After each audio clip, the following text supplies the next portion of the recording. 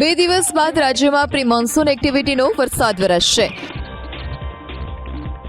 30 મે થી 2 જૂન વચ્ચે ગાજવીજ સાથે વરસી શકે છે વરસાદ।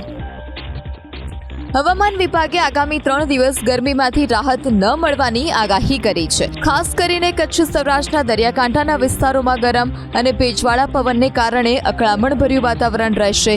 હવામાન વિભાગ મુજબ આગામી 3 દિવસ સુધી રાજ્યમાં તાપમાન યથાવત રહેશે, જે બાદ તાપમાનમાં 2 થી 3 ડિગ્રીનો ઘટાડો નોંધાઈ શકે છે।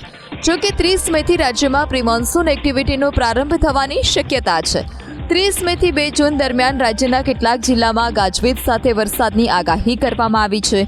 30 મેના રોજ સાબરકાંઠા, અરવલ્લી અને મહીસાગર જિલ્લામાં ગાજવીજ સાથે હળવો વરસાદ વરસી શકે છે, જ્યારે 31 મેના રોજ સાબરકાંઠા, અરવલ્લી, મહીસાગર, પંચમહાલ અને દાહોદ જિલ્લામાં છૂટાછવાયા સ્થળો પર પ્રી મોન્સૂન એક્ટિવિટીનો વરસાદ વરસી શકે છે।